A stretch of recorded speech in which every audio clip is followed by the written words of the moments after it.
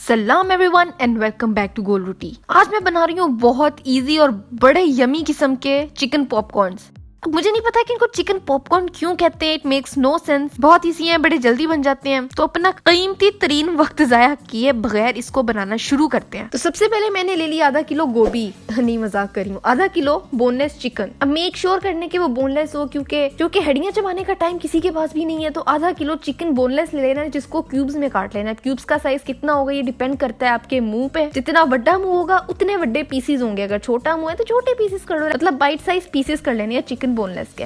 उसके बाद जी इसमें जाने हैं स्पाइसेस, और उसके लिए मैंने ले लिया नमक हस्बे जायका ऑफ कोर्स, और फिर इसमें डाल दिया लाल मिर्च का powder 1 teaspoon, garlic powder 1 teaspoon. अगर गार्लिक पाउडर नहीं है तो लहसुन को क्रश करके भी डाल सकते हैं, जरा अच्छा सा टेस्ट आ जाएगा उससे। उसके बाद इसमें जाएगा 2 टेबलस्पून सिरका। उसके बाद इसमें जाएगा हॉट सॉस, वो भी 2 टेबलस्पून। बड़े मजे का फ्लेवर देता है। हॉट सॉस में भी फ्लेवर्स आते हैं, जितना अच्छा फ्लेवर होगा वो उतना ज्यादा अच्छा फ्लेवर चिकन को भी देगा।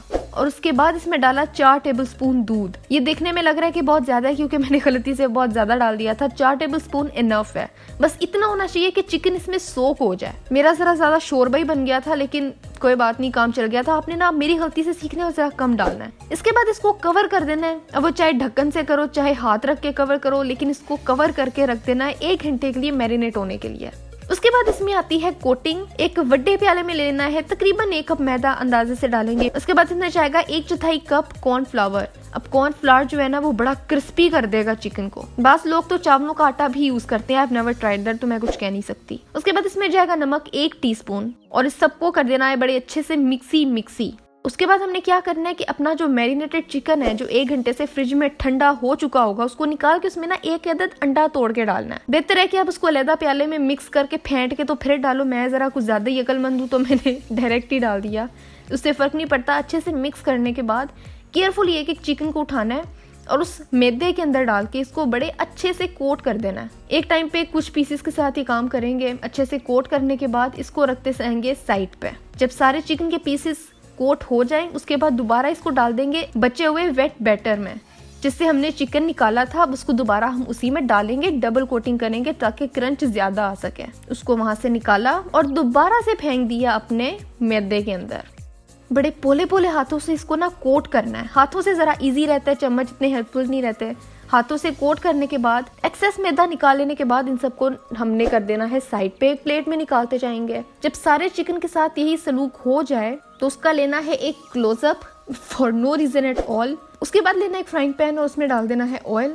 जब वो गर्म हो जाए तो ये अपने सारे चिकन पीसेस उसके अंदर डाल देने हैं।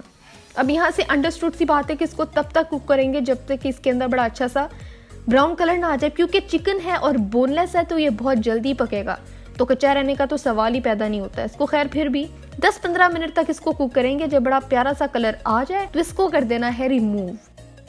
इसको निकालेंगे टिश्यू पेपर पे, और फिर ये लें जी आपके गरम गरम चिकन पॉपकॉर्न तैयार है। मेरा तो ख्याल है कि चिकन नगेट्स भी ऐसे ही बनते होंगे, लेकिन ये बड़े मजे के हैं। आपने इसको जरूर ट्राई करना है आजकल, क्योंकि सर्दियां हैं तो गरम गरम चाय के साथ ये गरम गरम बहुत अच्छे लगेंगे। तो आपने इसको जरूर ट्राई करना है और मुझे उसकी तस्वीर इंस्टाग्राम पे दिखानी है ताकि मैं उसकी स्टोरी पे लगा सकूं। हाँ, अगली वीडियोस के लिए मैं अभी से बता दूं कि बिस्किट की रेसिपीज वापस आ रही है, जो कि मैं बनाया करती थी। बहुत ईजी बिस्किट के डिजर्ट्स मैं बनाऊंगी, और उसके अलावा मैगी नूडल्स, उनकी भी बहुत सारी वेरिएशंस और रेसिपीज मैं लेके आ रही हूँ। तो स्टे ट्यून्ड, चैनल को सब्सक्राइब कर दो ताकि कोई भी रेसिपी मिस ना कर सको। और आज के लिए बस इतना ही था। मेरी लास्ट रेसिपी ये रही, यहाँ देखो, सब्सक्राइब यहाँ करो।